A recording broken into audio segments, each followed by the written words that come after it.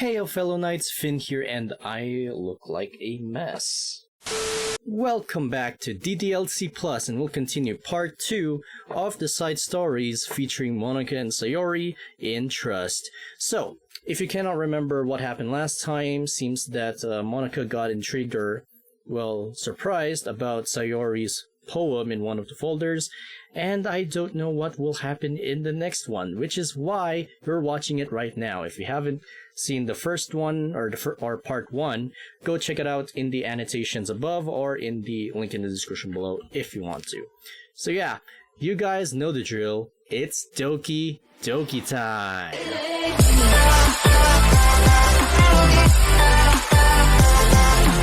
Another day passes in a flash and it's already time for the club meeting. Although Monika should have come up with a plan for today's club tasks, she hasn't been able to shake her guilt and anxiety after reading Sayori's poem. I'm so stupid. How did I let myself be the center of attention? Sayori is going through these kinds of feelings and I'm letting her comfort me instead of the other way around. What kind of club president does that? This whole time, I didn't think to ask about her own feelings. So much for the stupid vision. Sayori enters the club room with her usual smile. But upon seeing the downcast Monika, her smile quickly fades into an expression of concern. Monika? Is everything okay? I'm really sorry. I'm such a terrible friend. Huh? What are you talking about? You're an amazing friend. Monika shakes her head. I made this all about myself. Even you said so yesterday. You told me that I'm trying to make the club that I need the most, right? But my problems are so trivial compared to yours. Sayori responds quietly. What are you talking about? But as she says that, her face darkens. Through the silence, Sayori mutters her realization. I left my folder here. Monika stares blankly ahead, unable to come up with a response. I wasn't ready to share those. Now you're worrying about me. I don't want that. But why? We're friends, right? Wordlessly, Sayori nods. Friends look out for each other. I want to be here for you as much as you're here for me. Another long moment passes in silence. The air is incredibly heavy. This is different. It wasn't just about you yesterday. It was about the club. Besides, things were so happy yesterday. You don't need to do this all of a sudden. I don't want it. I like happy, so if you do this, then you're just being selfish. Monika massages her forehead, struggling through the frustration of such a paradox. It's understandable that Sayori isn't ready to share certain things, but as fair as it is for Monika to pry, it's also painful for Monika to force herself to ignore the needs of her friend. I'm sorry I looked. I disrespected your privacy. No, I don't blame you for looking. You should have at least needed to check if it was mine. Yeah. Monika takes a deep breath. Okay, I understand you don't want me to worry, and I think I'll be able to put this aside so that we can move on. But, can you promise me something? Promise you what? Monika pauses to collect her thoughts. This is the Literature Club. It is a place where people can express themselves in the ways that life normally doesn't allow them to. That's the vision. In fact, it's our vision. Right the way into your heart or whatever. So, I want you to promise me that you'll remember that too. It doesn't have to be right now, but I want to be here for you when you need it. I want us to be ourselves like that. Sayori smiles gently. I'll promise if you promise. Unable to help it, Monica returns Sayori's smile. Hey, at least it's a good thing to, of course, put differences aside and make each other happy. That's always good, so just do that. I promise. Me too. As the conversation closes, the mood in the room is lifted. With that behind them, it's time to proceed with the club activities. So, wanna teach me about poetry? Huh? But what about recruitment? It's fine, we have plenty of time for that. But right now, I feel like I want to do this. I mean, I do have to fulfill my end of the promise, you know? There's no way I could say no to that. Just don't expect much. I do a lot of writing, but it's not like I'm a scholar or anything. That's fine. I think I just need, like, some motivation. I never know where to start when it comes to writing poems. Starting isn't so hard. You kinda just need to write down your feelings and see where it takes you. Yeah, but that wouldn't come out any good. It's not supposed to. You're gonna have to fight your perfectionist mind on this one. You can just start by writing your feelings and see what kinds of things it makes you think of. And then you can turn your feelings into a little story. You can get your feelings down first, and then make it sound pretty later. It's not like building a railroad where you go from one end to the other. It's like a collage where you can find all the things you want to put in and then you arrange them in a pretty way.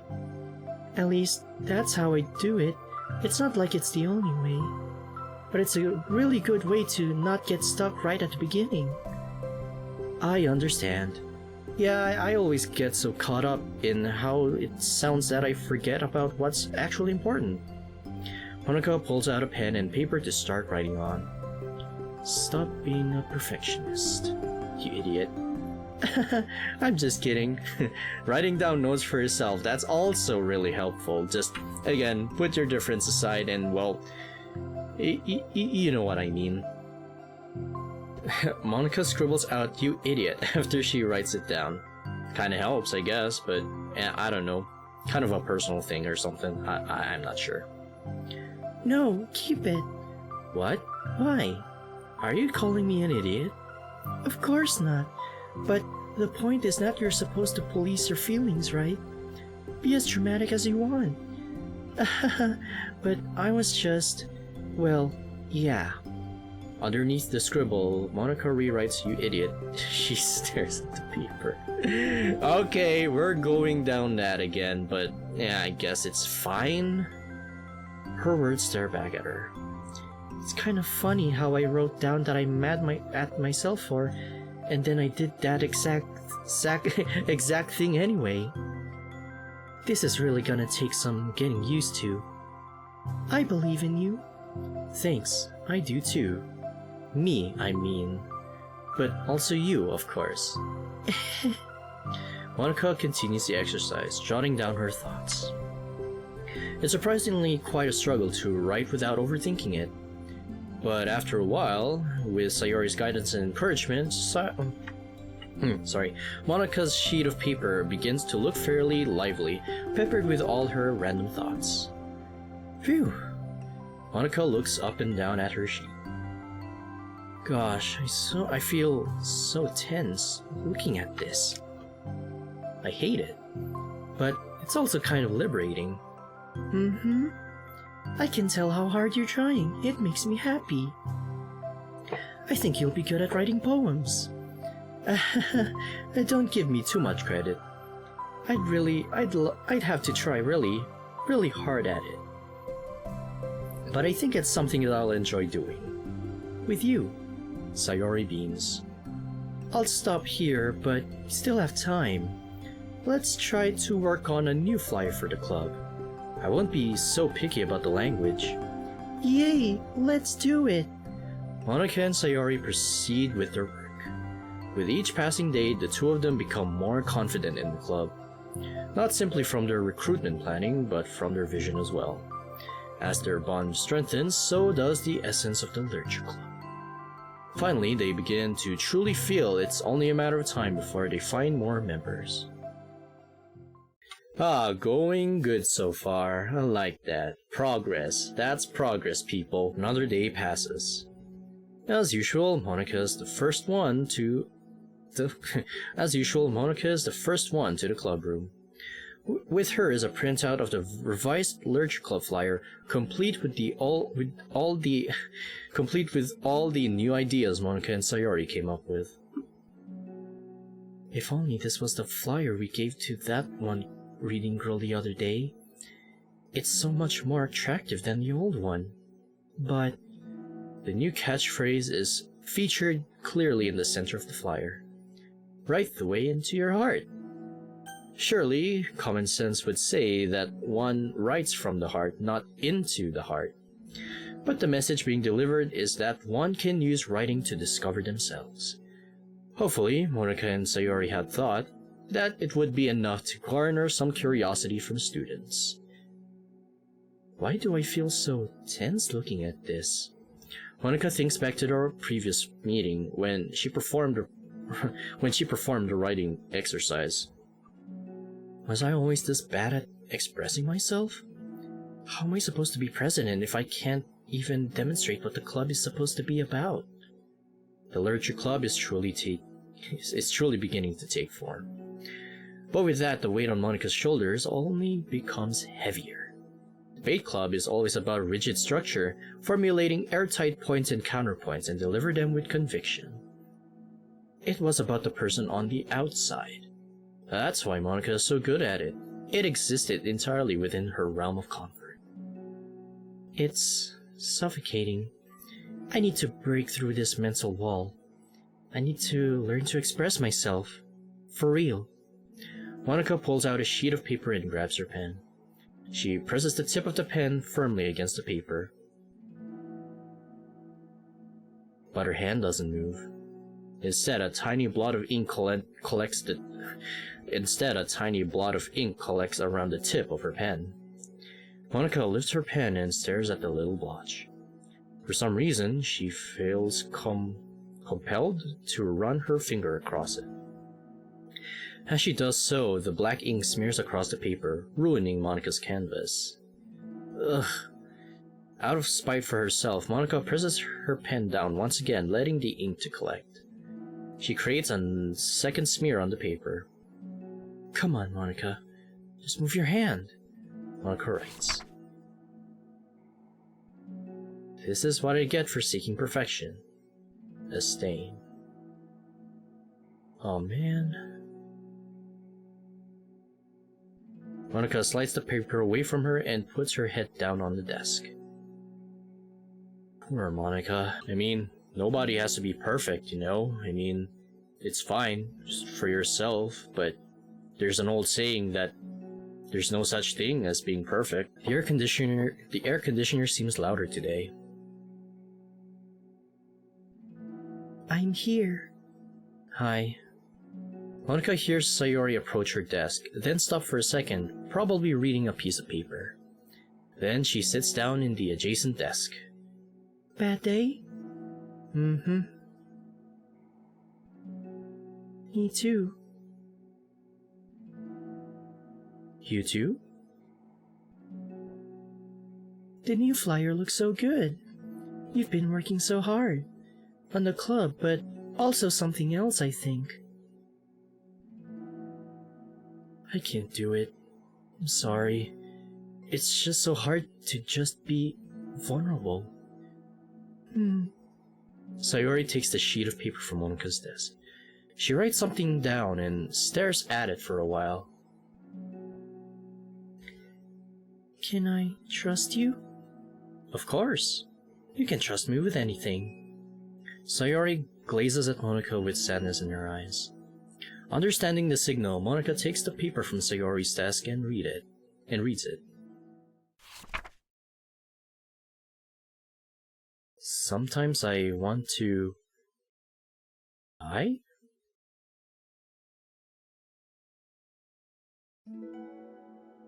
Sayori. This is really hard for me. Her voice shakes. So, if I can do it, then you can too.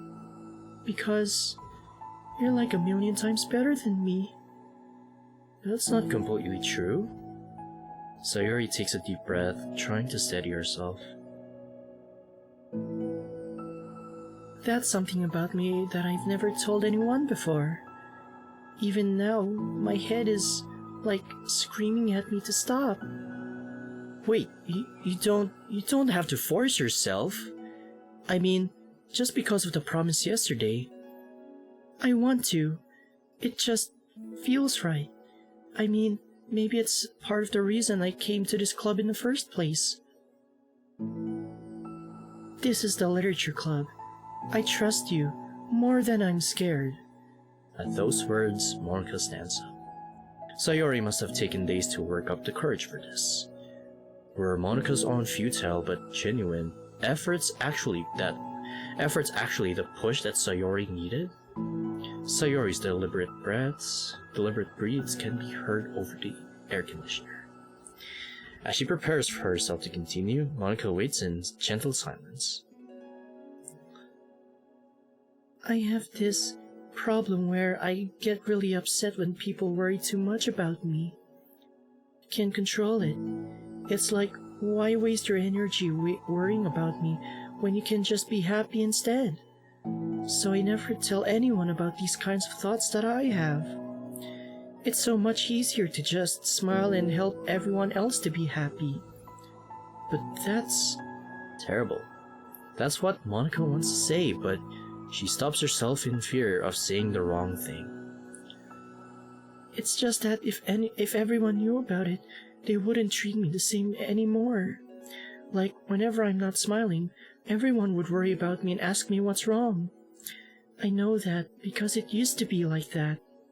Sayori pauses, seeming to recall something in the past. I just want everyone to be happy. That's the most important thing to me. And letting my people look inside my head doesn't bring happiness to anyone. Sayori pauses again, her solemn expression making her look like an entirely different person. Man, Sayori's depression's back again?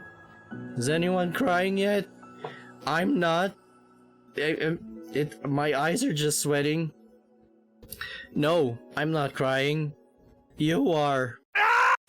How did you find the courage to tell me this? You're not worried that I'll be one of those people too? I'm worried.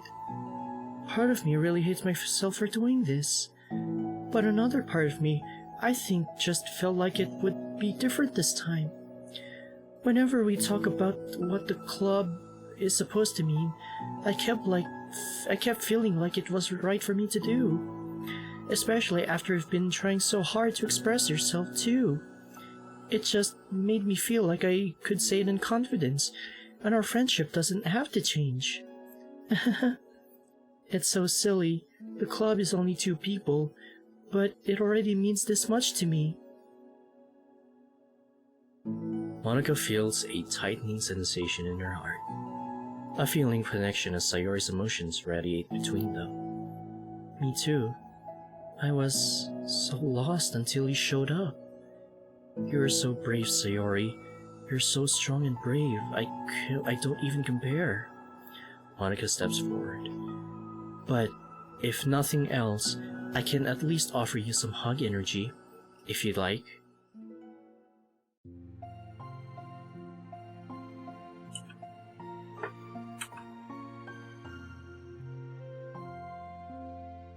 Oh my. Oh boy. Please don't make me cry, I don't want to cry. I mean, it's okay for you guys to cry if you want to, just get some tissues, let it all out, it's okay. I'm here, we're all here. Just give me a hug, and I'll comfort you while you're crying. So, it's okay, fellow knights. Just come here, I'll give you a hug, and I'll comfort you, alright? Let's do this together. Wordlessly and without a smile, Sayori rests her forehead on Monica's shoulder. Through their contact, Monica can almost feel the torrent of thoughts swimming in Sayori's head. And in this moment, enchanted by the air of the club, Monica realizes that all of the days that have passed, this is the one where she really hopes that nobody new walks through the door. She speaks softly. You're like the sweetest girl I've ever met. You can say anything. I'll never judge you. I promise. Sayori's breath begins to quiver. She takes several deep breaths, trying as hard as she can to start speaking, to say the things she never once dared to say out loud. Finally, she speaks in a choked voice. I'm so worthless. I'm so worthless, and everyone would be better off without me. She suppresses a sob as a tear falls down her cheek. I'm just an inconvenience to everyone. I'm not good at anything, and it just feels like everyone just has to put up with me. And I hate it. I hate it. The more Sayori speaks, the more she fails to control her voice, falling victim to the overwhelming sadness clutching at her throat and chest. I don't want to have these thoughts. I want them to go away. And now I'm making you put up with me, and I just want to die. As soon as Sayori loses her composure, Monica becomes determined to help to keep her own. She only wants to be what Sayori needs right now. So, she won't let any sadness show. Her voice comes through as soft and gentle. This isn't putting up with you. It's just being your friend. Monica offers a few words of comfort. But she knows, Sayori said it herself, that the thoughts Sayori experiences are ones that don't belong. And Monica can magically make them go away. The most she can do is help Sayori battle them, like any good friend would do. You have so much value. To me, and your other friends too. This club would have been the same without you. I really mean that. You coming here was the best thing that could have happened. Even if we never got any other members, I would still be happy. That's what you brought here. You brought us a vision, and you also brought happiness. And that's your favorite thing to do, right? Sayori doesn't respond, but Monica feels her gently nod. No more words are needed between them. The two share their embrace for a while longer, Monica letting Sayori take as much time as she needs. Once her breathing steadies and her sniffles fully cease, Sayori lifts her head and wipes her eyes.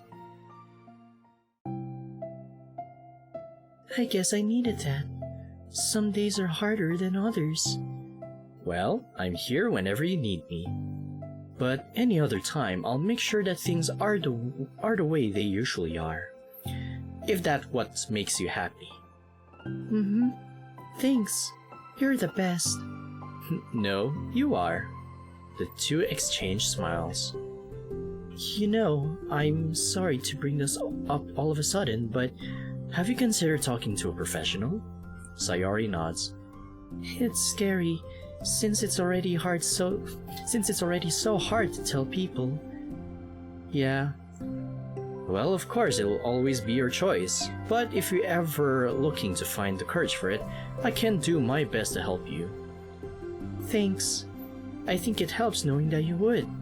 Sayori suddenly yawns and stretches. Wow, that made me tired. And hungry.